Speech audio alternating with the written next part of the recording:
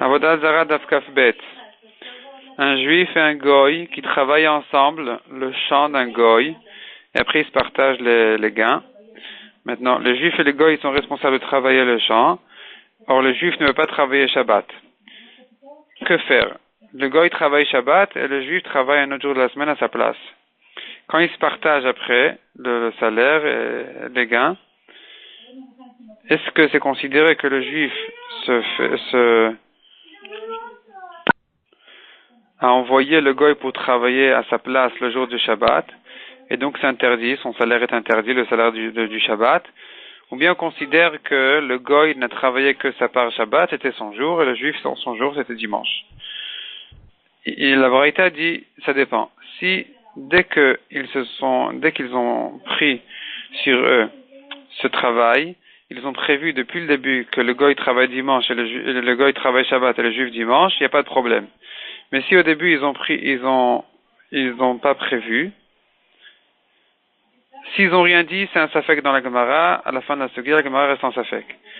Si depuis le début, ils étaient censés travailler ensemble, et que après ils ont décidé que le juif travaille dimanche et le goy Shabbat, eh bien, c'est considéré, puisque le jour du Shabbat était imposé sur le juif aussi, donc c'est considéré comme si le goy travaillait la moitié du Shabbat à la place du juif, et donc le salaire de la moitié du Shabbat est interdit pour le juif.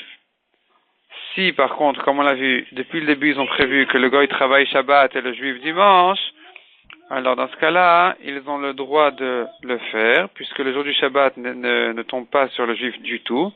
Cependant, quand ils se partagent le salaire, ils n'ont pas le droit de préciser,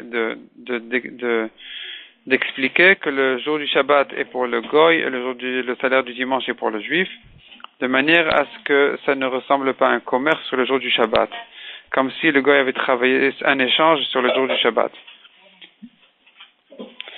La Gemara raconte encore une halakha qui s'est passée d'après une certaine version en tant qu'histoire.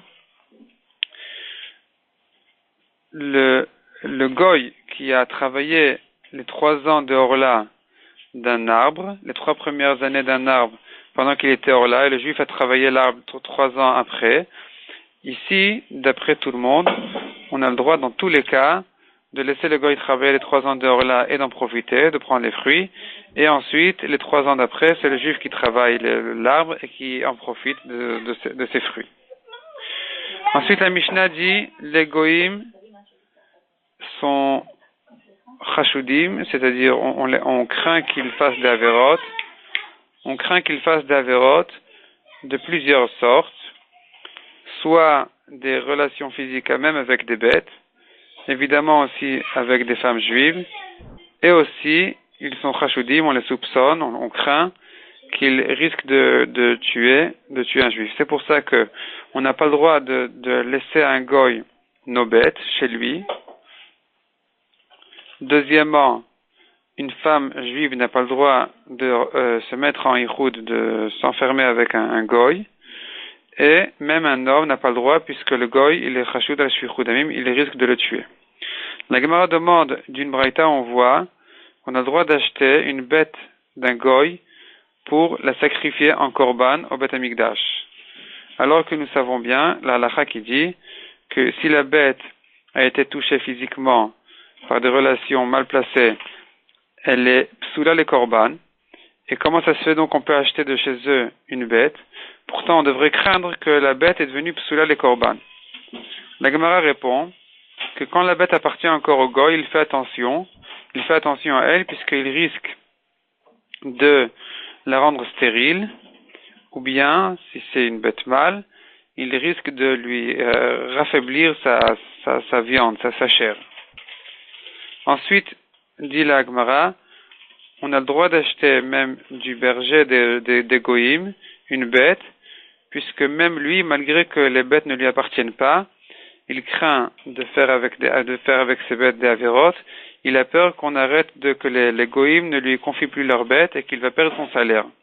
Tandis que un juif n'a pas le droit de déposer ses bêtes chez un berger goï, puisqu'il n'a pas peur de lui et il risque de faire des avérotes avec les bêtes du juif.